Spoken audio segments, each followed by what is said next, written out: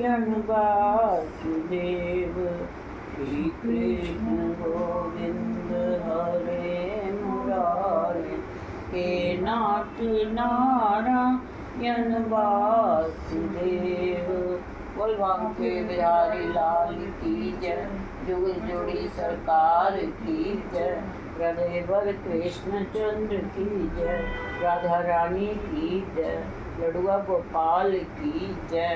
मेरे परम कृपालु पिता श्री की जय। सतगुरु दीनदयाल महाराज की जय।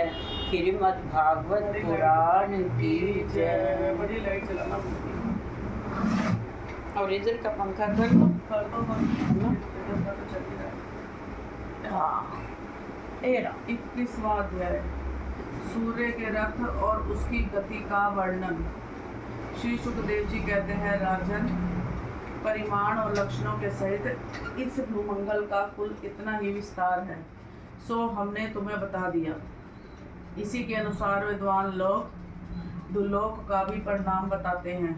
जिस प्रकार चना मटर आदि के दो दलों में से एक का स्वरूप जान लेने से दूसरे का भी जाना जा सकता है, उसी प्रकार भूलोक के परिणाम से ही दुलोक का भी परिणाम जान लेना चाहिए। इन दोनों के बीच में अंतरिक्ष लोक है। इन दोनों का संधि स्थान है।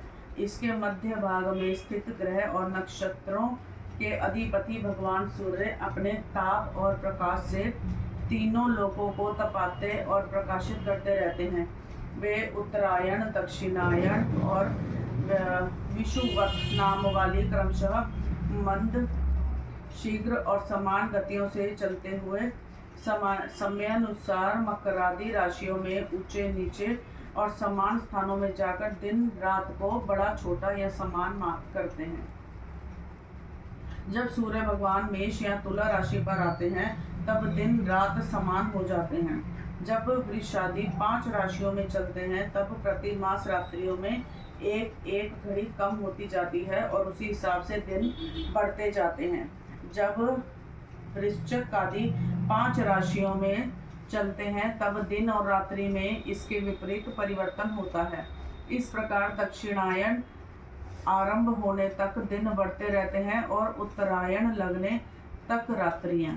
इस प्रकार पंडित जन मानसरोवर पर्वत पर सूर्य की परिक्रमा का मार्ग 9,51,00,000 योजन बताते हैं। उस पर्वत पर मेरु के पूर्व की ओर इंद्र की देवधानी, दक्षिण में यमराज की संयमनी, पश्चिम में वरुण की निम्नलोचनी और उत्तर में चंद्रमा की विभावरी नाम की पुरियां हैं। इन पुरियों में मेरु के चारों ओर समय समय पर सूर्योदय, मध्याह्न, सायंकाल और अर्धरात्रि होते रहते हैं। इन्हीं के कारण संपूर्ण जीवों की प्रवृत्ति और निवृत्ति होती है। राजन, जो लोग समेरु पर रहते हैं उन्हें तो सूर्यदेव सदा मेहान कालीन रहकर ही तपाते रहते हैं। वे अपनी गति के अनुसार अश्विनी आदि नक्षत्रों की ओर जाते हुए यद्यपि मेरु को बाई ओर रखकर चलते हैं तो भी सारे ज्योति मंडल को घुमाने वाली निरंतर दाईं ओर बहती हुई प्रवाह वायु द्वारा घुमा दिए जाने से वे उसे दाईं ओर रखकर चलते जान पड़ते हैं।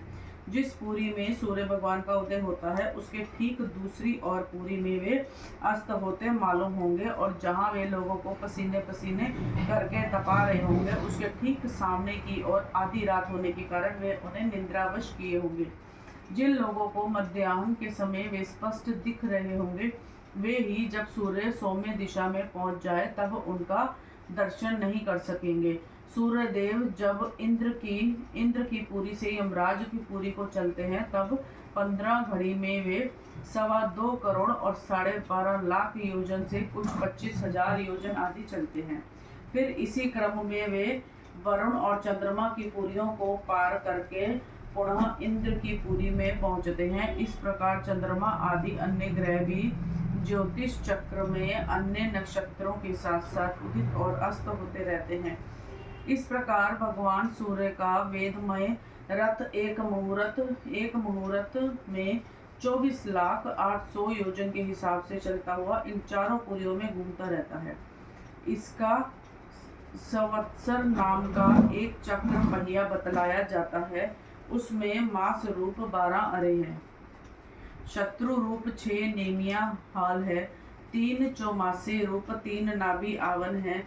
इस रथ की धुरी का एक सिरा मेरु पर्वत की चोटी पर और दूसरा मानसोतर पर्वत पर। इसमें लगा हुआ यह पहिया कोल्हू के पहिए के समान घूमता हुआ मानसोतर पर्वत के ऊपर चक्कर लगाता है। इस धुरी में जिसका मूल भाग जुड़ा हुआ है, ऐसी एक धुरी और है, वह लंबाई में इससे चौथाई है।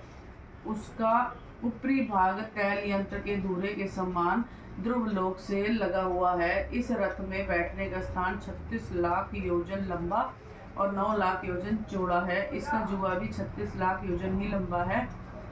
उसमें अरुण नाम के सारथी ने गायत्री आदि छंदों के से नाम वाले 7 घोड़े जोत रखे हैं। वे ही इस रथ पर बैठे हुए भगवान सूर्य को ले चलते हैं। सूर्य देव के आगे उन्हीं की ओर मुंह करके बैठे हुए अरुण उनके सारथी का कार्य करते हैं। भगवान सूर्य के आगे अंगूठे के पोरुए के बराबर आकार वाले बाल खिले आदि 60,000 ऋषि स्वस्ति वाचन के लिए नियुक्त हैं। वे उनकी स्तुति करते रहते हैं। उनके अतिरिक्त ऋषि गंधर्व अप्सरा नाग यक्ष राक्षस और देवता भी, जो कुल मिलाकर 14 हैं, किंतु जोड़े से रहने के कारण 7 गण कहे जाते हैं। प्रत्येक मास में भिन्न भिन्न नामों वाले होकर अपने भिन्न भिन्न कर्मों से प्रत्येक मास में भिन्न भिन्न नाम धारण करने वाले आत्मस्वरूप भगवान सूर्य की दो मिलकर उपासना करते हैं। इस प्रकार भगवान सूर्य भूमंडल के 9 करोड़ 51 लाख योजन लंबे घेरे में से प्रत्येक क्षण में 2002 योजन की दूरी पार कर लेते हैं। 22वां अध्याय भिन्न भिन्न ग्रहों की स्थिति और गति का वर्णन। राजा परीक्षित ने पूछा, भगवान आपने जो कहा कि यद्यपि भगवान सूर्य राशियों की ओर जाते समय मेरु और ध्रुव की दाईं ओर रखकर चलते मालूम होते हैं, किंतु वस्तुतः उनकी गति दक्षिणावर्त नहीं होती, इस विषय को हम किस प्रकार समझे? श्री सुखदेव जी ने कहा, राजन, तुम जैसे कुम्हार के घूमते हुए चाक पर बैठकर उसके साथ घूमती हुई चींटी आदि की अपनी गति उससे भिन्न ही है, क्योंकि वह भिन्न भिन्न समय में उस चक्र के भिन्न भिन्न स्थानों में देखी जाती है, उसी प्रकार नक्षत्र और राशियों से उपलक्षित काल चक्र में पड़कर ध्रुव और मेरु को दाएं रखकर घूमने वाले सूर्य आदि ग्रहों की गति वास्तव में उससे भिन्न ही है, क्योंकि वे काल वेद से भिन्न भिन्न राशि और नक्षत्रों में देख पड़ते हैं। वेद और विद्वान लोग भी जिनकी गति को जानने के लिए उत्सुक रहते हैं, वे साक्षात आदि पुरुष भगवान नारायण ही लोगों के कल्याण और कर्मों की शुद्धि के लिए अपने वेदमय विग्रह काल को 12 मासों में विभक्त कर वसंत आदि 6 ऋतुओं में उनके यथा योग्य गुणों का विधान करते हैं। इस लोक में वर्णाश्रम धर्म का अनुसरण करने वाले पुरुष वेद यत्री द्वारा प्रतिपादित छोटे बड़े कर्मों से इंद्रादि देवताओं के रूप में और योग के साधनों से अंतर्यामी रूप में उनकी श्रद्धा पूर्वक आराधना करके सुगमता से ही परम पद प्राप्त कर सकते हैं। भगवान सूर्य संपूर्ण लोकों के आत्मा है। वे पृथ्वी और दुर्लोक के मध्य में स्थित आकाश मंडल के भीतर काल चक्र में स्थित होकर 12 मासों को भोगते हैं, जो संवत्सर के अवयव हैं और मेष आदि राशियों के नाम से प्रसिद्ध हैं। इनमें से प्रत्येक मास चंद्रमान से शुक्ल और कृष्ण 2 पक्ष का, पितृमान से 1 रात और 1 दिन का तथा सौरमान से 2.25 नक्षत्र का बताया जाता है। जितने काल में सूर्यदेव इस संवत्सर का 6ठा भाग भोगते हैं, उसका यह अवयव ऋतु कहा जाता है। आकाश में भगवान सूर्य का जितना मार्ग है, उसका आधा वे जितने समय में पार कर लेते हैं, उससे 1 अयन कहते हैं, तथा जितने समय में वे अपनी मंद तीव्र और समान गति से स्वर्ग और पृथ्वी मंडल के सहित पूरे आकाश का चक्कर लगा जाते हैं, उसे अवान्तर भेद से संवत्सर, परिवत्सर, ईडावत्सर, अनुवत्सर तथा वत्सर कहते हैं। इसी प्रकार सूर्य की किरणों से 1,00,000 योजन ऊपर चंद्रमा है। उसकी चाल बहुत तेज है, इसीलिए वह सब नक्षत्रों से आगे रहता है। यह सूर्य के 1 वर्ष के मार्ग को 1 महीने के मार्ग को 2.25 दिनों में और 1 पक्ष के मार्ग को 1 दिन में तय कर लेता है। यह कृष्ण पक्ष में क्षीण होती हुई कलाओं से पितृगण के और शुक्ल पक्ष में बढ़ती हुई कलाओं से देवताओं के दिन रात का विभाग करता है तथा 30 मुहूर्तों में 1 नक्षत्रों को पार करता है। अन्नमय और अमृतमय होने के कारण यही समस्त जीवों का प्राण और जीवन है। ये जो 16 कलाओं से युक्त मनोमय, अन्नमय, अमृतमय पुरुष स्वरूप भगवान चंद्रमा है, ये ही देवता, पितर, मनुष्य, भूत, पशु, पक्षी, सरीसर्प और वृक्षा आदि समस्त प्राणियों के प्राणों का पोषण करते हैं, इसलिए इन्हें सर्वमय कहते हैं। चंद्रमा से 3,00,000 योजन ऊपर अभिजीत के स्थित 28 नक्षत्र हैं। भगवान ने इन्हें काल चक्र में नियुक्त कर रखा है। ये मेरु को दाईं और रखकर घूमते रहते हैं। इनमें 2,00,000 योजन ऊपर शुक्र दिखाई देता है। यह सूर्य की शीघ्र, मंद और समान गतियों के अनुसार उन्हीं के समान कभी आगे कभी पीछे और कभी साथ साथ रहकर चलता है। यह वर्षा कराने वाला ग्रह है, इसीलिए लोगों को प्राय सर्वदा ही अनुकूल रहता है। इसकी गति से ऐसा अनुमान होता है कि यह वर्षा रोकने वाले ग्रहों को शांत कर देता है। शुक्र की गति के साथ साथ बुध की भी व्याख्या हो गई। शुक्र के अनुसार ही बुध की गति भी समझ लेनी चाहिए। यह चंद्रमा का पुत्र शुक्ल से 2,00,000 योजन ऊपर है। यह प्राय मंगलकारी ही है, किंतु जब सूर्य की गति का उल्लंघन करके चलता है तब बहुत अधिक आंधी, बादल और सूखे के भय की सूचना देता है। इससे 2,00,000 योजन ऊपर मंगल है। यह यदि वक्र गति से ना चले तो एक राशि को 3 पक्ष में भोगता हुआ 12 राशियों को पार करता है। यह अशुभ ग्रह है और प्राय अमंगल का सूचक है। इसके ऊपर 2,00,000 योजन की दूरी पर भगवान बृहस्पति जी है। ये यदि वक्र गति से ना चले तो एक राशि को 1 वर्ष में भोगते हैं। ये प्राय ब्राह्मण कुल के लिए अनुकूल रहते हैं। बृहस्पति से 2,00,000 योजन ऊपर शनिश्चर दिखाई देते हैं। ये 30 महीने तक एक राशि में रहते हैं। इन्हें सब राशियों को पार करने में 30 साल लग जाते हैं। ये प्राय सभी के लिए अशांति कारक हैं। इनके ऊपर 11,00,000 योजन की दूरी पर कश्यप आदि सप्तऋषि दिखाई देते हैं। ये सब लोगों की मंगल कामना करते हुए भगवान विष्णु के परम पद ध्रुव लोक की प्रदक्षिणा किया करते हैं। 23वां अध्याय शिशुमार चक्र का वर्णन। श्री सुखदेव जी कहते हैं, राजन, सप्तऋषियों से 13,00,000 योजन ऊपर ध्रुव लोक है। इसे भगवान विष्णु का परम पद कहते हैं। यहाँ उतानपाद के पुत्र परम भगवत भक्त ध्रुव जी विराजमान है। अग्नि, इंद्र, प्रजापति, कश्यप और धर्म ये सब एक साथ अनंत आदर पूर्वक इनकी प्रदक्षिणा करते रहते हैं। अब भी कल्प प्रयत्न रहने वाले लोग इन्हीं के आधार पर स्थित हैं। इनका इस लोक का प्रभाव हम पहले 4थे स्कंद में पूर्ण कर चुके हैं। सदा जागते रहने वाले अव्यक्तिगति भगवान काल के द्वारा जो ग्रह, नक्षत्र आदि ज्योतिष गण निरंतर घुमाए जाते हैं, भगवान ने ध्रुव लोक को ही उन सब के आधार स्तंभ रूप से नियुक्त किया है। यह एक ही स्थान में रहकर सदा प्रकाशित होता है।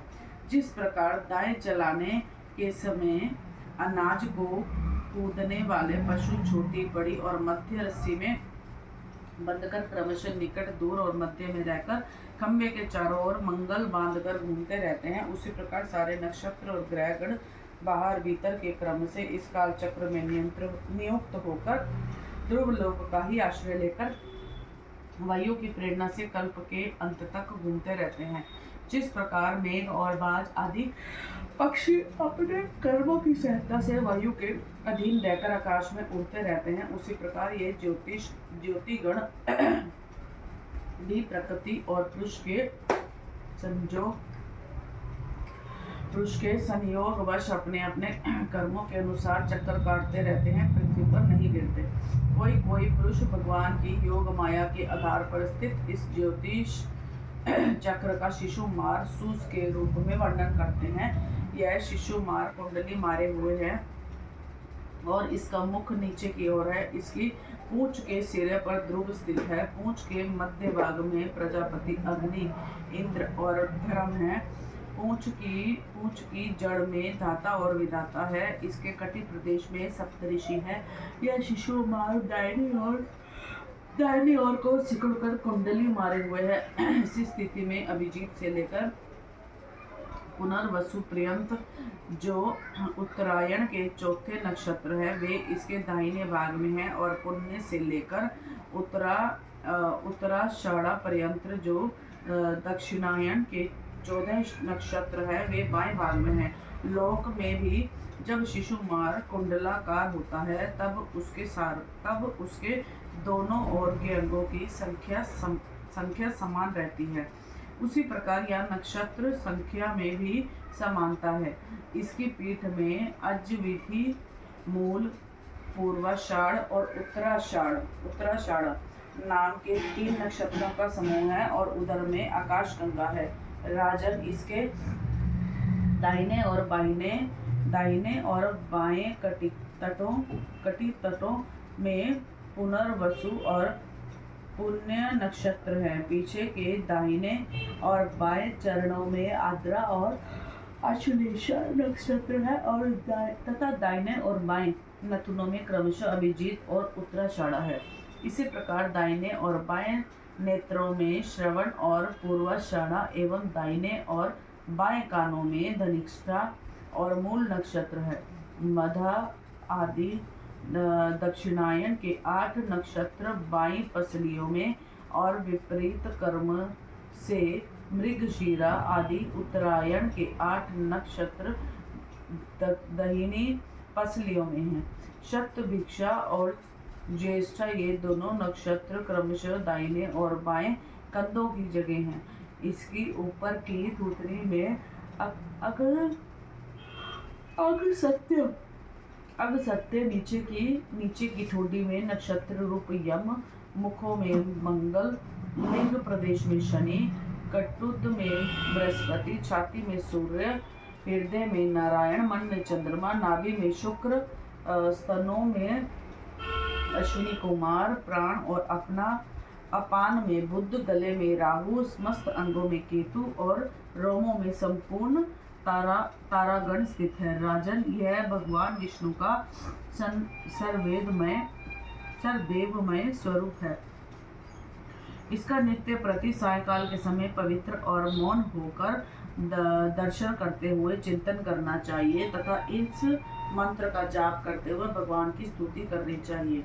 संपूर्ण ज्योतिर्गणों के आश्रय काल चक्र स्वरूप सर्वदेवाधिपति परम पुरुष परमात्मा का हम नमस्कार पूर्वक ध्यान करते हैं। ग्रह, नक्षत्र और ताराओं के रूप में भगवान का अधिदैविक रूप प्रकाशित हो रहा है। वह तीनों समय उपयुक्त मंत्र का जप करने वाले पुरुषों के पाप नष्ट कर देता है। जो पुरुष प्रातः, मध्याह्न और सायं तीनों काल उनके इस आदि दैविक स्वरूप का नित्य प्रति चिंतन और वंदन करता है, उसके उस समय किए हुए पाप तुरंत नष्ट हो जाते हैं। 24वां अध्याय, राहु आदि की स्थिति, अतलादि नीचे के लोकों का वर्णन। जी सुखदेव जी कहते हैं, परीक्षित, कुछ लोगों का कथन है कि सूर्य के 10,000 योजन नीचे राहु नक्षत्रों के समान घूमता है। इसने भगवान की कृपा से ही देवत्व और ग्रह तत्व प्राप्त किया है।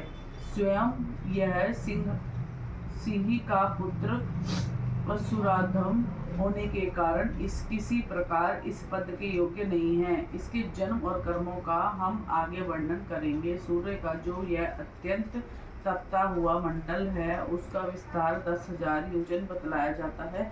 इसी प्रकार चंद्रमंडल का विस्तार 12,000 योजन है और राहु का 13,000 योजन। अमृतपान के समय राहु देवता के वेश में सूर्य और चंद्रमा के बीच में आकर बैठ गया था। उस समय सूर्य और चंद्रमा ने इसका भेद खोल दिया था। उस वैर को याद करके यह अमावस्या और पूर्णिमा के दिन उन पर आक्रमण करता है। यह देखकर भगवान ने सूर्य और चंद्रमा की रक्षा के लिए उन दोनों के पास अपने प्रिय आयुध सुदर्शन चक्र को नियुक्त कर दिया।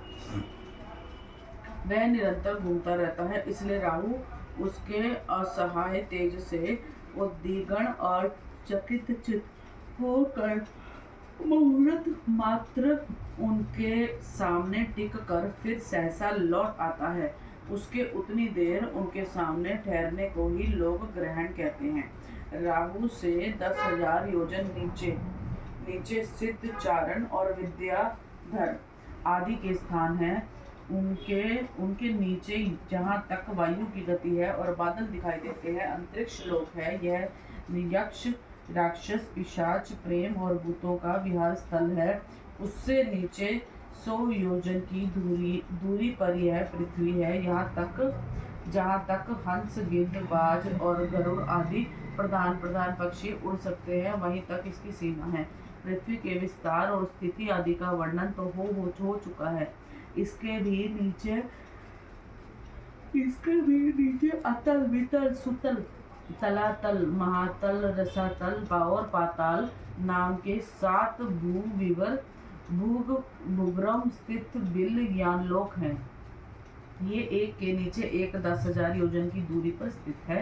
इनमें से प्रत्येक की लंबाई चौड़ाई भी 10,000 योजन की है। ये भूमि के बिल भी एक प्रकार के स्वर्ग ही हैं। इनमें स्वर्ग से भी अधिक विषय भोग ऐश्वर्य आनंद संतान सुख और धन संपत्ति है। यहाँ के वैश्व पूर्ण भवन उद्यान और क्रीड़ा स्थलों में दैत्य दानव और नाग तरह तरह की मायामयी क्रीड़ाएं करते हुए निवास करते हैं।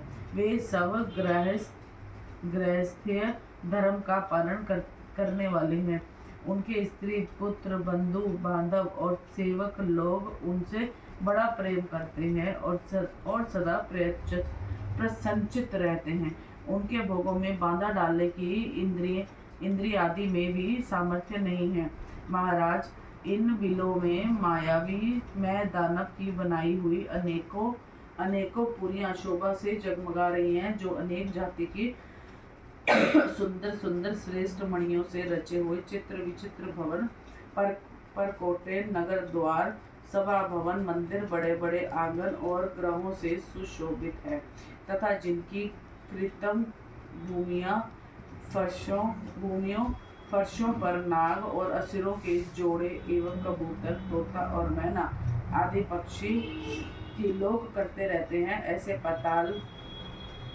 ऐसे पतालाधिपतियों के भव्य भवन उन पुरियों की शोभा बढ़ाते हैं। वहाँ के बगीचे में भी अपनी शोभा से देवलोक के उद्यानों की शोभा को मात करते हैं। उनमें अनेकों वृक्ष है जिनकी सुंदर डालियां फल फूलों के गुच्छों और कोमल कोपलों के भार से झुकी रहती है तथा जिन्हें तरह तरह की लताओं ने अपने अंग पाश से बांध रखा है। वहाँ जो निर्मल जल से भी भरे हुए अनेकों जलाशय हैं, उनमें विविध विहंगों के जोड़े विलास करते रहते हैं। इन वृक्षों और जलाशयों की सुषमा से वे उद्यान बड़ी शोभा पा रहे हैं। उन जलाशयों में रहने वाली मछलियां जब खिलवाड़ करती हुई उछलती है तब उनका जल हिल उठता है। साथ ही जल के ऊपर उगे हुए कमल कुमुद कोबलय कहार नील कमल लाल कमल और शतपत्र कमल आदि के समुदाय भी हिलने लगते हैं। इन कमलों के वनों में रहने वाले पक्षी अविराम क्रीड़ा कौतुक करते हुए भांति भांति की बड़ी मोटी बोली बोलते रहते हैं, जिसे सुनकर मन और इंद्रियों को बड़ा ही आहत होता है। उस समय समस्त इंद्रियों में उत्सव सा छा जाता है। वहाँ सूर्य का प्रकाश नहीं जाता, इसीलिए दिन रात आदि काल विभाग का भी कोई खटका नहीं देखा जाता। वहाँ के संपूर्ण अंधकार को बड़े बड़े नागों के मस्तकों की मणियां ही दूर करती हैं। इन लोगों के निवासी जिन औषधि रस रसायन अन्नपान और स्वानादि का सेवन करते हैं, वे सभी पदार्थ दिव्य होते हैं। इन दिव्य वस्तुओं के सेवन से उन्हें मानसिक या शारीरिक रोग नहीं होते तथा झुर्रियां पड़ जाना, बाल एक जाना, बुढ़ापा आ जाना, देह का कांतिहीन और जाना, शरीर में से दुर्गंध आना, पसीना चूना, थकावट तथा शिथिलता आना तथा आयु के साथ शरीर की अवस्थाओं का बदलना, ये कोई विकार नहीं होते। वे सदा सुंदर स्वस्थ जवान और शक्ति संपन्न रहते हैं। उन पुण्य पुरुषों की भगवान के तेज रूप सुदर्शन चक्र के सिवा और किसी साधन से मृत्यु नहीं हो सकती। सुदर्शन चक्र के तो आते ही भय के कारण असुर मणियों का गर्भस्राव और भक्त और गर्भपात हो जाता है। अतल लोग में दानव का पुत्र असुर बल रहता है। उसने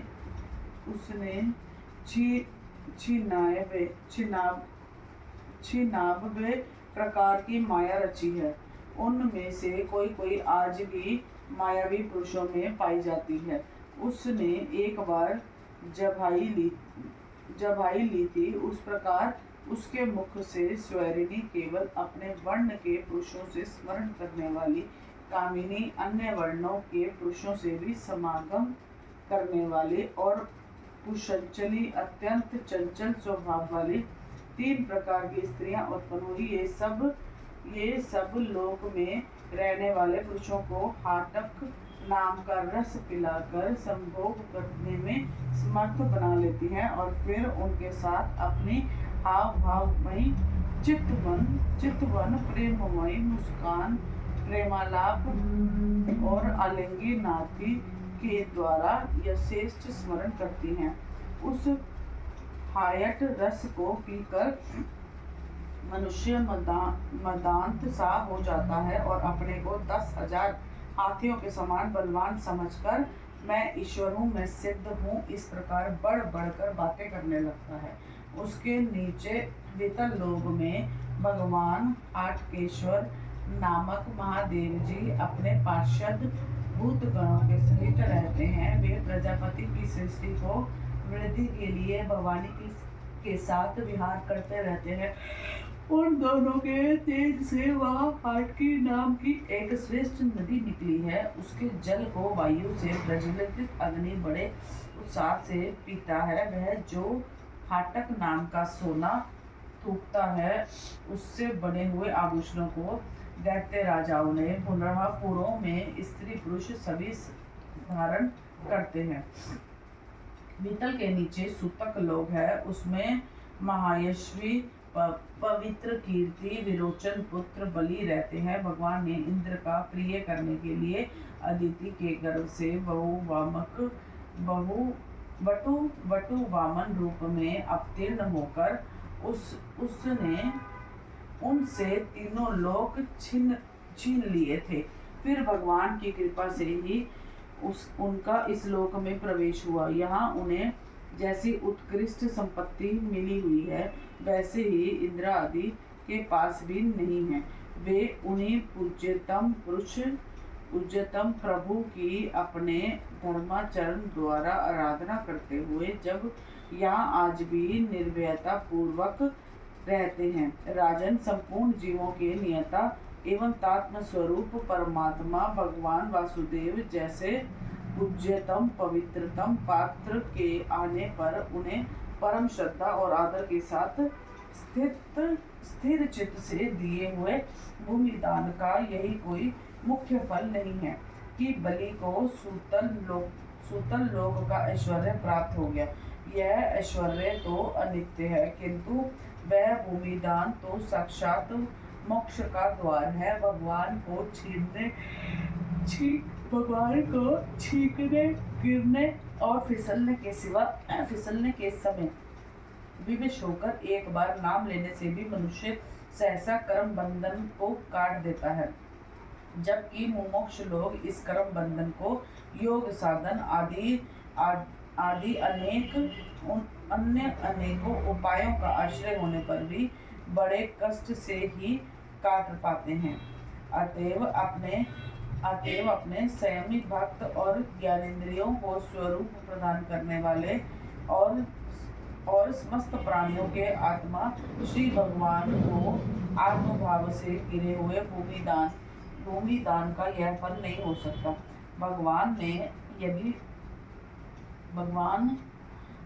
ने यदि बलि को उसके सर्व स्वधान के बदले अपनी स्मृति कराने वाला यह माया में भोग और ऐश्वर्य ही दिया, तो उन्होंने उस पर यह कोई अनुग्रह नहीं किया। जिस समय कोई और उपाय न देखकर भगवान ने याचना के छल से उसका त्रिलोकी का राज्य छीन लिया और उसके पास केवल उसका शरीर मात्र ही शेष रहने दिया। वह तरुण के पाशों में बांधकर पर्वत की गुफा में डाल दिए जाने पर उसने कहा था, खेद है, यह ऐश्वर्यशाली इंद्र विद्वान होकर भी अपना सच्चा स्वार्थ सिद्ध करने में कुशल नहीं है।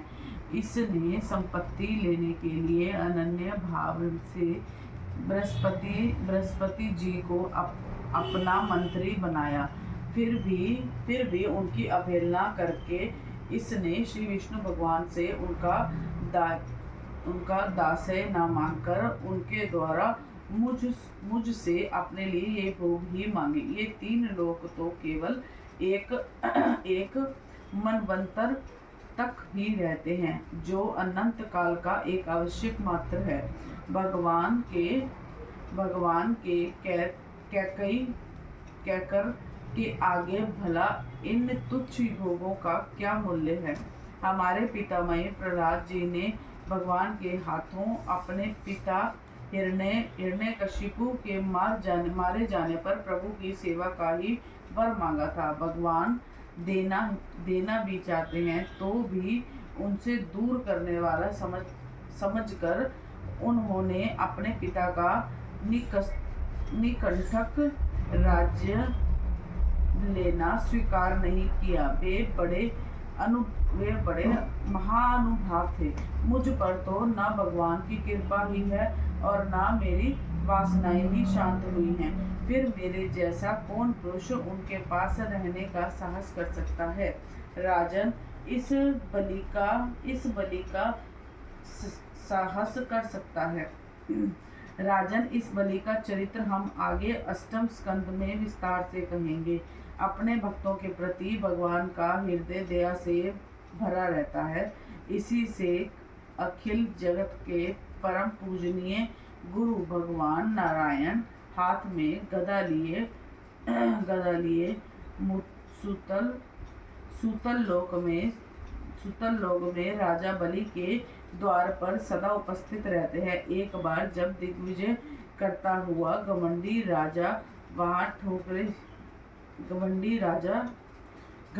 रावण वहां पहुंचा, तब उसे भगवान ने अपने पैर के अंगूठे की ठोकर से ही लाखों योजन दूर फेंक दिया था।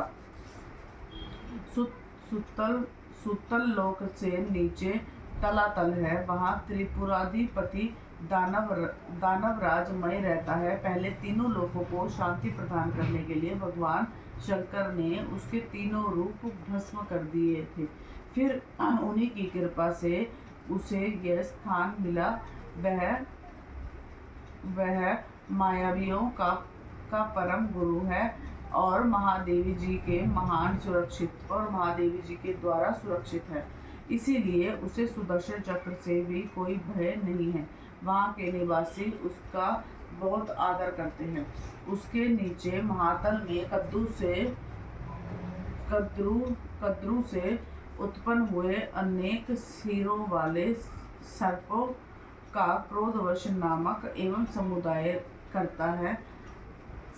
रहता है। उनमें कुहक, तक्षक, कालिए और सुषेण आदि प्रधान हैं। उनके बड़े बड़े फन हैं। वे सदा भगवान के वाहन पक्षी राज गरुड़ जी से डरते रहते हैं, तो भी कभी कभी अपने स्त्री, पुत्र, पति और कुटुंब के संगम से परमत होकर विहार करने लगते हैं।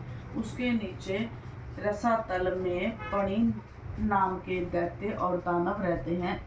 ये निकातक, वच, काल्य और हिरण्यपुरवासी भी कहलाते हैं। इनका देवताओं से विरोध है। ये जन्म से ही बड़े बलवान और महान साहसी होते हैं, किंतु जिनका प्रभाव संपूर्ण लोगों में फैला हुआ है, वह श्री हरि के तेज से अलाभिमान चूर्ण हो जाने के कारण ये सर्पों के समान लुक छिप कर रहते हैं तथा इंद्र की दूरी शर्मा के कहे हुए मंत्र वर्णन रूप वाक्य के कारण सर्वदा इंद्र से डरते रहते हैं। रसातल के नीचे पाताल है। वहाँ शंख, कुलिक, महाशंख, श्वेत, धनंजय, धृतराष्ट्र, शंखचूड़, कंबल, अश्वतर और देवतर आदि बड़े क्रोधी और बड़े बड़े फनों वाले नाग रहते हैं। इनमें वासुकी प्रधान है। उनमें से किसी के 5, किसी के 7, किसी के 10, किसी के 100 और किसी के 1000 सर हैं। उनके फलों की दमकती हुई मणियां अपने प्रकाश से पाताल लोक का सारा अंधकार नष्ट कर देती हैं। 25वां अध्याय श्री संकर्षण देव का विवरण और स्तुति। श्री सुखदेव जी कहते हैं, राजन, पाताल लोक के नीचे 30,000 योजन की दूरी पर अनंत नाम से विख्यात भगवान की तामसी नृत्य कला है। यह अहंकार रूप होने पर इन दृष्टा और दृश्य को खींचकर एक कर देती है। इसलिए 5 रात्र आगम के अनुयायी भक्त जन इसे संकर्षण कहते हैं। इस भगवान अनंत के 1000 मस्तक है। उनमें से एक पर रखा हुआ यह सारा भूमंडल सरसों के दाने के समान दिखाई देता है। प्रलय काल उपस्थित होने पर जब इन्हें इस विश्व का अपसंहार करने की इच्छा होती है, तब इनकी क्रोधवश घूमती हुई मनोहर भृकुटियों के मध्य भाग से संघर्षण नामक रुद्र प्रकट करते हैं। उनकी बहुसंख्या 11 है। वे सभी 3 नेत्रों वाले होते हैं और हाथ में 3 नोकों वाले शूल लिए रहते हैं। भगवान ने संघर्षण के चरण कमलों के गोल गोल स्वच्छ और अरुण वर्णन नक मणियों की पंक्ति के समान देदीप्यमान है। जब अन्य प्रधान भक्तों के सहित अनेकों नागराज अनन्य भक्ति भाव से उन्हें प्रणाम करते हैं, तब उन्हें उन नग मणियों में अपने कुंडल, कांति मंडल, अवनीय कपोलों वाले मनोहर मुखारविंदों की मनमोहिनी झांकी होती है। उन्हें और उनका मन आनंद से भर जाता है। अनेकों नागराजों की कन्याएं विविध कामनाओं से उनके अंग मंडल पर चांदी के खंभों के समान सुशोभित उनकी वल्य विलसित लंबी श्वेत वर्ण सुंदर भुजाओं पर अर्गजा, चंदन और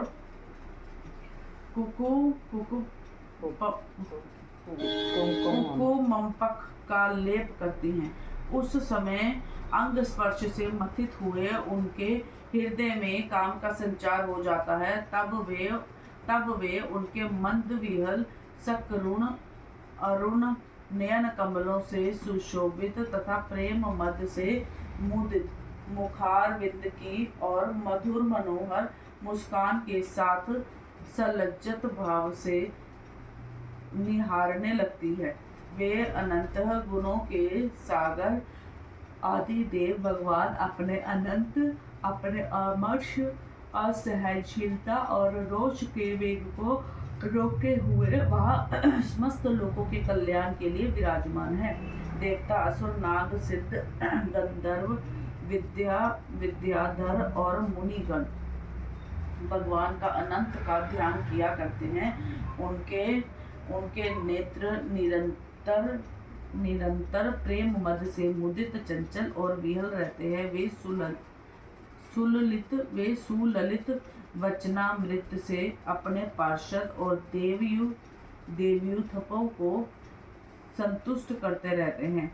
उनके अंग पर नीलांबर और कानों में केवल एक कुंडल जगमगाता रहता है तथा उनका सुभग और सुंदर हाल हल की मूठ पर रखा रहता है। वे उदार लीलामय भगवान संघर्षण गले में वैजयंती माला धारण किए रहते हैं, जो साक्षात इंद्र के हाथी ऐरावत के गले में पड़ी हुई सुवर्णन की श्रृंखला के समान जान पड़ती है, जिसकी कांति कभी फीकी नहीं पड़ती। ऐसी नवीन तुलसी की गथा और सुंदर मकरंद से उन्मत्त हुए भोरे निरंतर निर्वाह गुंजार करके उसकी शोभा बढ़ाते रहते हैं। परीक्षित, इस प्रकार भगवान अनंत महात्म श्रवण और ध्यान करने से मुमुक्षुओं के हृदय में अभिभूत होकर उनकी अनादिकालीन कर्म वासनाओं से ग्रसित सत्य, रज और तमोगुणात्मक अविद्यामयी हृदय ग्रंथि को तत्काल काट डालते हैं। उनके गुणों का एक बार ब्रह्मा जी के पुत्र भगवान नारद ने तुम गुरु गंधर्व के साथ ब्रह्मा जी की सभा में इस प्रकार गान किया था। उनकी दृष्टि पड़ने से ही जगत को उत्पत्ति, स्थित और प्रलय के हेतुभूत सत्यवादी प्राकृतिक गुण अपने अपने कार्य में समर्थ होते हैं, जिनका स्वरूप ध्रुव, अनंत और अकृत अनादि है, तथा जो अकेले होते हुए ही इस नानात्मक प्रपंच को अपने में धारण किए हुए है। उन भगवान संघर्षण के तत्व को कोई कैसे जान सकता है, जिनमें यह कारण रूप सारा प्रपंच भास रहा है तथा अपने निज जनों का चित्त आकर्षित करने के लिए की हुई जिनकी वीरता पूर्वक लीला को परम पराक्रमी सिंह ने आदर्श मानकर अपनाया है। उन उदार संकर्षण भगवान ने हम पर बड़ी कृपा करके यह विशुद्ध सत्यमय स्वरूप धारण किया है, जिनके सुने सुनाए नाम का कोई पीड़ित अथवा पतित पुरुष अकस्मात अथवा हंसी में उच्चारण कर लेता है तो वह पुरुष दूसरे मनुष्यों के सभी सारे पापों को तत्काल नष्ट कर देता है। जैसे शेष भगवान को छोड़कर मुमुक्षु पुरुष और किसका आदर कर सकता और किसका आश्रय ले सकता है। यह पर्वत, नदी और समुद्र आदि से पूर्ण संपूर्ण भूमंडल अन्य सहस्त्र शीर्ष भगवान के एक मस्तक पर एक रजह कण के समान रखा हुआ है। वे अनंत है, इसलिए उनके पराक्रम का कोई परिणाम नहीं है। इसी के 1000 जीवें हो तो भी उन सर्वव्यापक भगवान के पराक्रमों की गणना करने की साहस वे कैसे कर सकते हैं। वास्तव में उनके वीर्य, अतिशय गुण और प्रभाव असीम है। ऐसे प्रभावशाली भगवान अनंत रसातल के मूल में अपनी ही महिमा में स्थित स्वतंत्र और संपूर्ण लोगों की स्थिति के लिए लीला से ही पृथ्वी को धारण किए हुए है। राजन, लोगों की कामना वाले पुरुषों की अपने कर्मों के अनुसार प्राप्त होने वाली भगवान की रची हुई ये गतियाँ, इन्हें जिस प्रकार मैंने गुरुमुख से सुना था उसी प्रकार तुमने सुना दिया। मनुष्य को प्रवृत्ता रूप धर्म के परिणाम में प्राप्त होने वाली जो परस्पर विलक्षण ऊंची नीची गतियां हैं, वे उतनी ही हैं। उन्हें तुम्हारे प्रश्न के अनुसार मैंने सुना दिया। अब बताओ और क्या सुनाओ। 26वां अध्याय, नरकों की विभिन्न गतियों का वर्णन। नरकों की राजा परिषद ने पूछा, महर्षि, लोगों को जो ये ऊंची नीची गतियां प्राप्त होती हैं उनमें इतनी विविधता क्यों है? श्री सुखदेव जी ने कहा, राजन, कर्म करने वाले पुरुष सात्विक, राजस और तामस 3 प्रकार के होते हैं तथा उनकी श्रद्धाओं में भी भेद रहता है। इस प्रकार स्वभाव और श्रद्धा के भेद से उनके कर्मों की गतियां भी भिन्न भिन्न होती हैं और न्यूनाधिक रूप से भी ये गतियां सभी कर्ताओं को प्राप्त होती हैं। इसी प्रकार निषिद्ध कर्म रूप पाप करने वालों को भी उनकी श्रद्धा की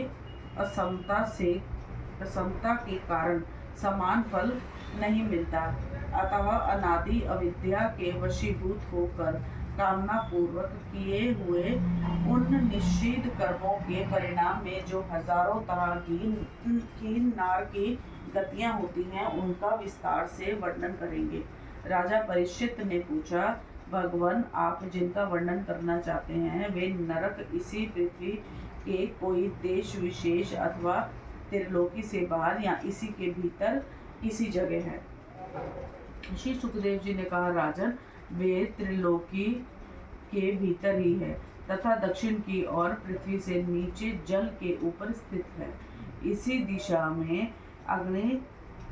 दिशा में अग्निशुवात आदि पितृगण रहते हैं। वे अत्यंत एकाग्रता पूर्वक अपने वंशधरों के लिए मंगल कामना किया करते हैं। उस नरक लोक में सूर्य के पुत्र कृतराज भगवान यम अपने सेवकों के सहित रहते हैं तथा भगवान की आज्ञा का उल्लंघन न करते हुए अपने दूतों द्वारा वहां लाए हुए मृत प्राणियों को उनके दुष्कर्मों के अनुसार पाप का फल दंड देते हैं। परिचित कोई लोग नरकों की संख्या 21 बताते हैं। अब हम नाम, रूप और लक्षणों के अनुसार उनका क्रमशः वर्णन करते हैं। उनके नाम ये हैं: तामिस, अंधतामिस्र, रोख, महारोख, अंधकूप, कृम भोजन, संदर्श, तप्त सूर्मी, वज्र कंठक, शालमयी, वैतरणी, पियोद, प्राणरोध, विषसन, लालाभक्ष, सारमेयादन, अविची और अयनपान। इसके सिवा शार करदम्ब, रक्षो, गणभोजन, शूल प्रोत, दंश शुक, अवट निरोधन, पर्यावर्तन और सूची मुख, ये 7 और मिलाकर कुल 28 नरक तरह तरह की यातनाओं को भोगने के लिए स्थान है। जो पुरुष दूसरों के धन, संतान और स्त्रियों का हरण करता है उसे अत्यंत भयानक यमदूत काल पाश में बांधकर बलात् तारमिस नरक में गिरा देते हैं। उस अंधकारमय नरक में उसे अन्न जल न देना, डंडे लगाना और भय दिखलाना आदि अनेक प्रकार के उपायों से पीड़ित किया जाता है। इससे अत्यंत दुखी होकर वह एकाएक मूर्छित हो जाता है। उसी प्रकार जो पुरुष किसी दूसरों को धोखा देकर उसकी स्त्री आदि को भोगता है, वे अंधतामिस नरक में पड़ता है। वहाँ की योजनाओं में पकड़कर वह जड़ से कटे हुए वृक्ष के समान वेदनाथ के मारे सारी शुद्ध बुद्ध खो बैठती है और उसे कुछ भी नहीं सूझ पड़ता। इससे हम नरक को अंधतामिश्र कहते हैं। जो पुरुष इस लोक में यह शरीर ही मैं हूँ और ये स्त्री धनादि मेरे हैं, मेरी ऐसी बुद्धि से दूसरे प्राणियों से द्रोह करके निरंतर अपने कुटुंब के ही पालन पोषण में लगा रहता है, वह अपना शरीर छोड़ने पर अपने पाप के कारण स्वयं ही रोक नरक में गिरता है। इस लोक में उसने जिन जीवों को जिस प्रकार कष्ट पहुंचाया होता है, परलोक में यम यातना का समय आने पर वे जीव रूरू होकर उसे प्रकार कष्ट पहुंचाते हैं। इसीलिए इस नरक का नाम रोक है। रूरू सर्प से भी अधिक क्रूर स्वभाव वाले एक जीव का नाम है। ऐसा ही महारोग नरक है। इसमें वह व्यक्ति जाता है जो और किसी की परवाह ना कर केवल अपने ही शरीर का पालन पोषण करता है। वहाँ कच्चा मांस खाने वाले रूरू इसे मांस के लोभ से काटते हैं। वहाँ कच्चा मांस खाने वाले रूरू इसे मांस के लोभ से काटते हैं। जो क्रूर मनुष्य इस लोक में अपना पेट पालने के लिए जीवित पशु या पक्षियों को रांधता है, उस हृदयहीन राक्षसों से भी गए बीते पुरुष को यमदूत कुंभी पाक नरक में ले जाकर खोलते हुए तेल में रांधते हैं। इसमें भी लिखा हुआ देखो, जो सुनते हैं हम। हाँ, ये सारे है इसमें बेटा, मैं जो कहती हूँ भी है ये ऊपर। हाँ, है यानी जो मनुष्य इस लोक में माता पिता ब्राह्मण और वेद से विरोध करता है उसे यमदूत कालसूत्र नरक में ले जाते हैं। इसका घेरा 10,000 योजन है। इसकी भूमि तांबे की है। इसमें जो तपा हुआ मैदान है वह ऊपर से सूर्य और नीचे से अग्नि के दाह से जलता रहता है। वहाँ पहुँचाया हुआ पापी जीव भूख प्यास से व्याकुल हो जाता है और उसका शरीर बाहर भीतर से जलने लगता है। उसकी बेचैनी यहाँ तक बढ़ती है कि वह कभी बैठता है, कभी लेटता है, कभी छटपटाने लगता है, कभी खड़ा होता है और कभी इधर उधर दौड़ने लगता है। इस प्रकार उस नर पशु के शरीर में जितने रोग होते हैं उतने ही 1000 वर्ष तक उसकी यह दुर्गति होती रहती है। जो पुरुष किसी प्रकार की आपत्ति न आने पर भी अपने वैदिक मार्ग को छोड़कर अन्य पाखंड पूर्ण धर्मों का आश्रय लेता है, उसे यमदूत असी पत्रवन नरक में ले जाकर कांटों से पीटते हैं। जब मार से बचने के लिए वह इधर उधर दौड़ने लगता है, तब उसके सारे अंग तालवन के तलवार के समान पैने पत्तों से, जिनमें दोनों ओर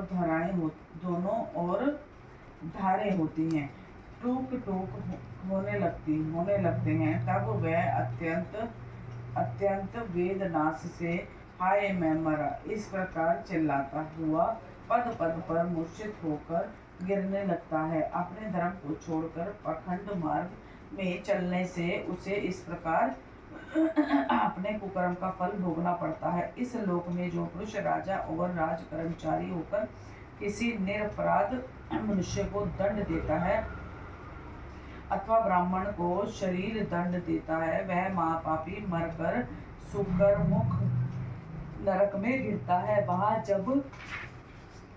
जब महाबली यमदूत उसके अंगों को कुचलते हैं, तब वह कोल्लू से पेरे जाते हुए गन्नों के समान सीमित होकर जिस प्रकार इस लोक में उसके द्वारा सताए हुए निरपराध प्राणी रोते चिल्लाते थे, उसी प्रकार अभी आर्त स्वर से चिल्लाता और कभी मूर्छित हो जाता है।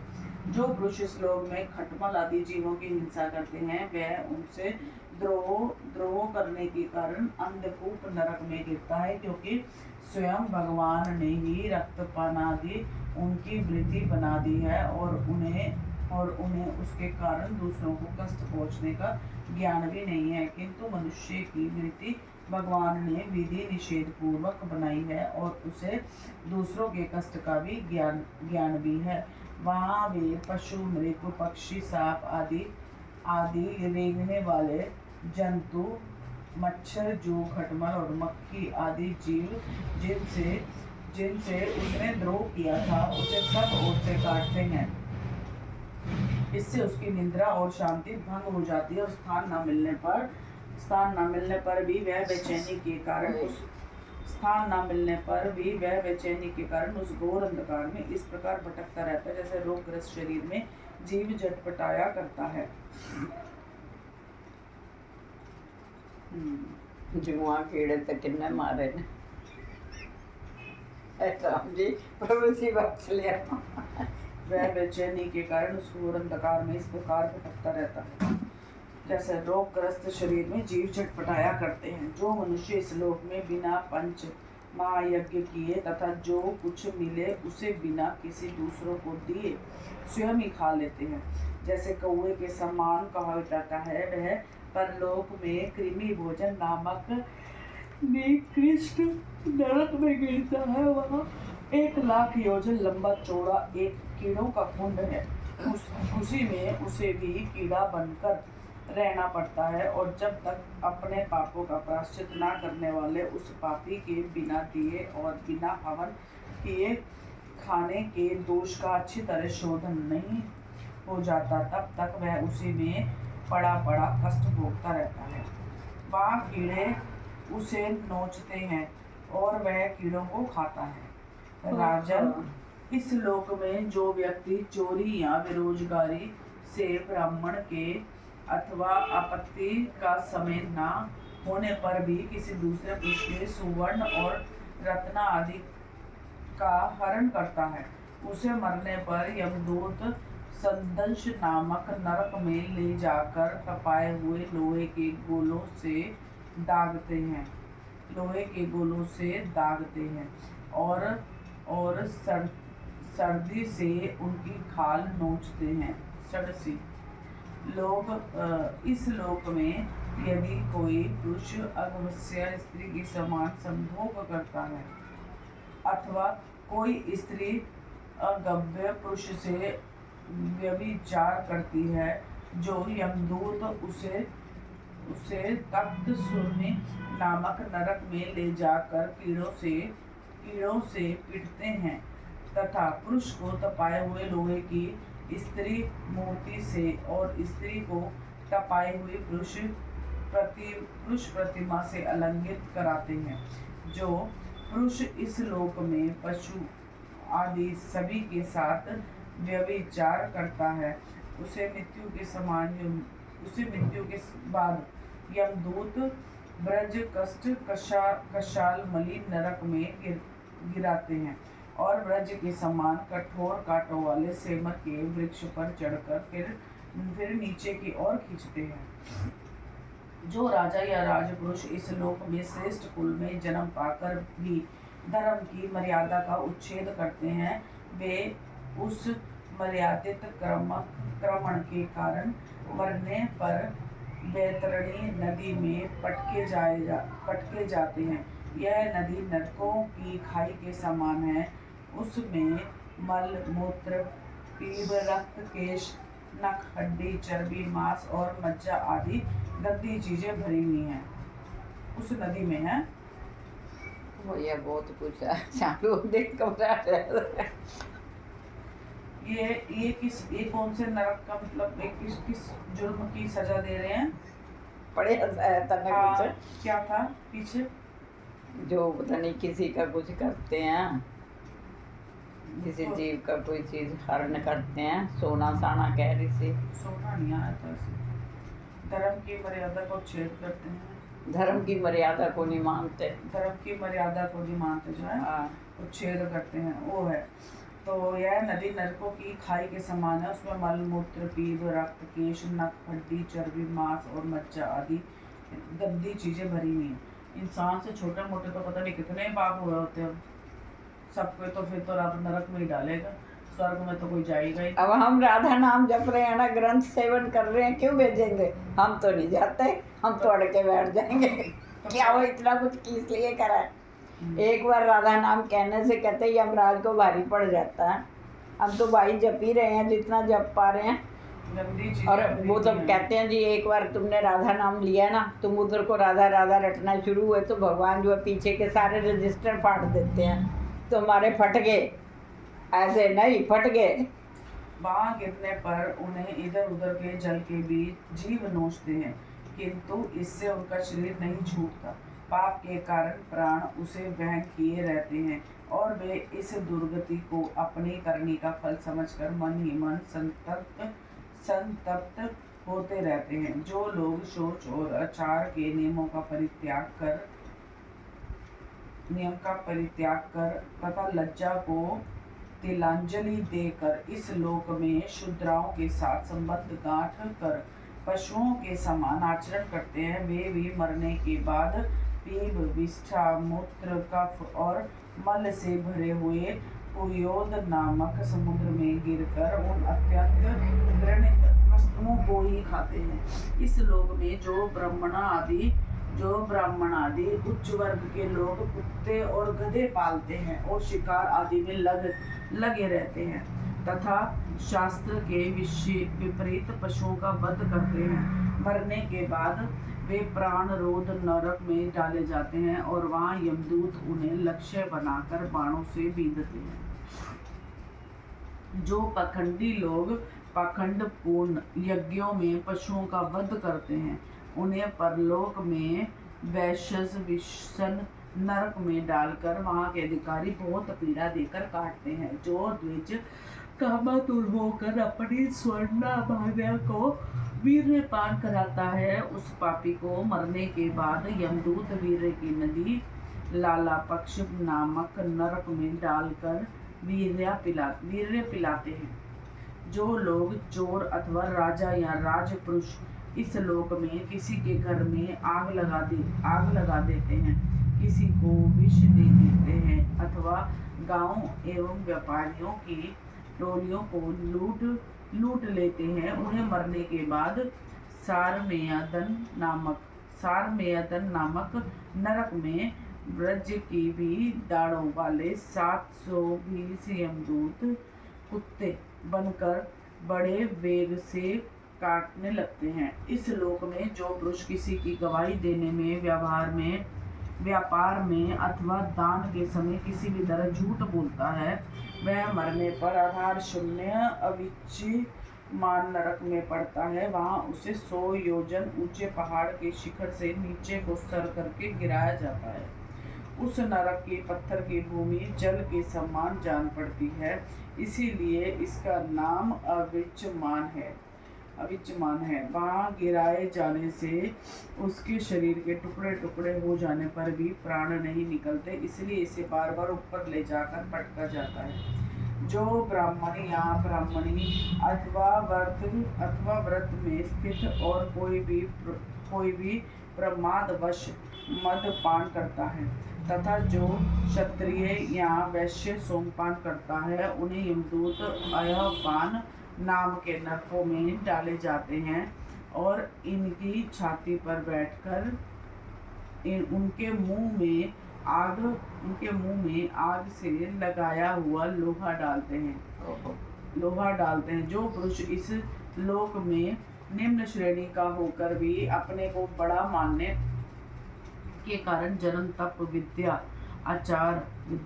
आचार वर्ण और आश्रम में अपने से बड़ों का विशेष सत्कार नहीं करता, वह जीता हुआ भी मरे के ही समान है। उसे मरने पर शारकर्दम नाम के नरक में नीचे को सर करके गिराया जाता है और वहां उसे अनंत पीड़ाएं भोगनी पड़ती हैं। जो पुरुष इस लोक में नरमेधादि के द्वारा भैरव यक्ष राक्षस आदि का यजन करते हैं, और जो स्त्रियां पशुओं के समान पुरुषों को खा जाती हैं, उन्हें वे पशुओं की तरह मारे हुए पुरुष यमलोक में राक्षस होकर तरह तरह की याचनाएं देते हैं, और यशोगण भोजन नामक नरक में कसाईयों के समान कुल्हाड़ी से काट काट कर उसका कोलू पीते हैं, तथा जिस प्रकार वे मांस भोजी पुरुष इस लोक में उनका मांस भक्षण करके अभिनंदित होते हैं,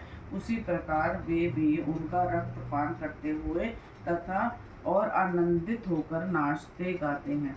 इस लोक में जो लोग वन और गांव के निरपराध होकर जीवों को जो सभी अपने प्राणों को रखना चाहते हैं, तरह तरह के उपायों से फुसलाकर अपने पास बुला लेते हैं, और फिर उन्हें कांटे से बांधकर या रस्सी से बांधकर खिलवाड़ करते हुए तरह तरह की पीड़ाएं देते हैं।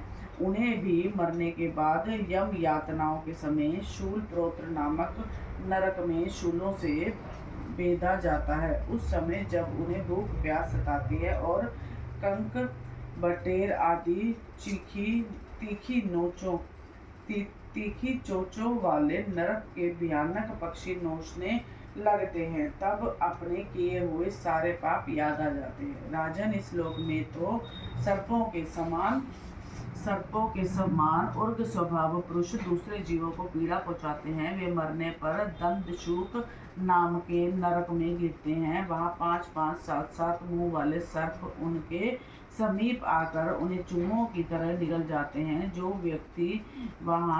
व्यक्ति यहाँ दूसरों के प्राणियों को अंधेरी गतियों, कोठों या गुफाओं में डाल देते हैं, उन्हें परलोक में यमदूत वैसे ही स्थान में डालकर विषैली आग के धुएं में कूटते हैं।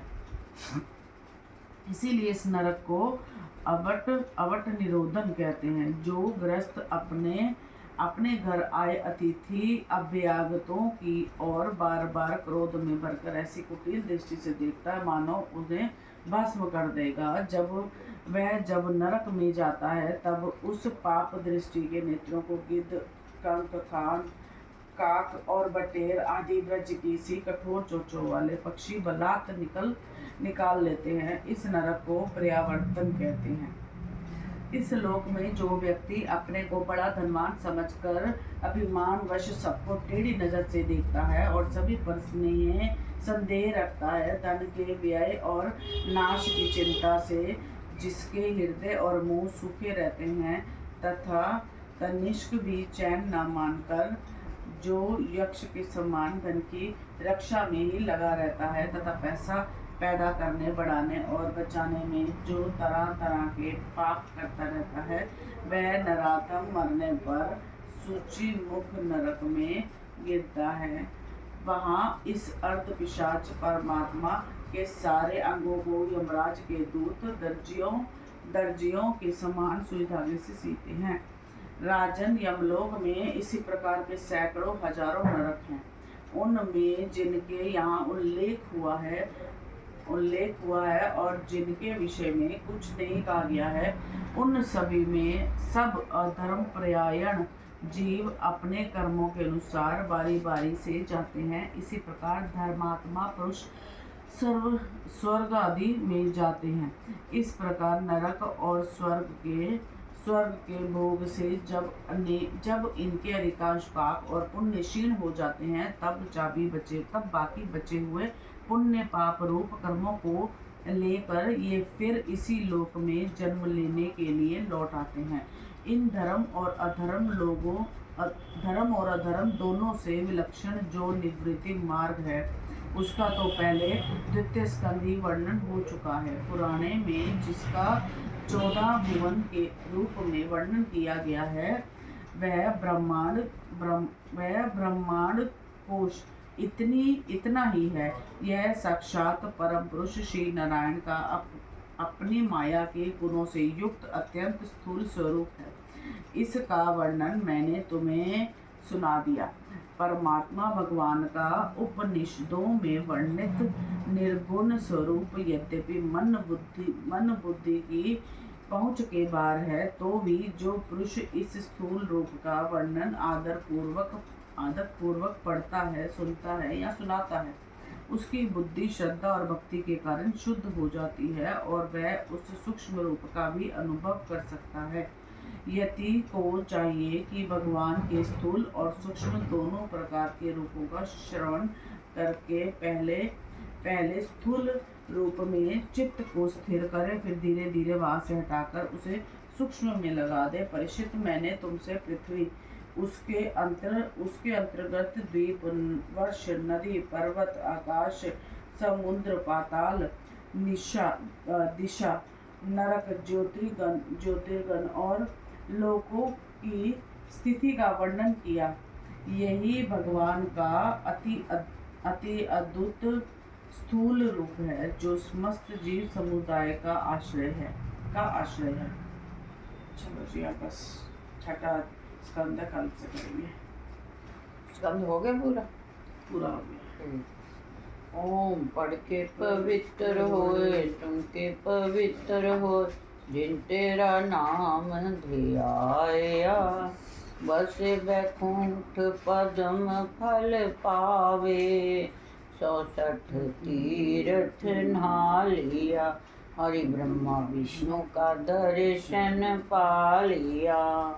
ओम पढ़ के पवित्र होए, सुन के पवित्र होए, जिन तेरा नाम धियाया, बसे बैकुंठ पदम फल पावे, 160 तीर्थ नहा लिया, हरि ब्रह्मा विष्णु का दर्शन पा लिया।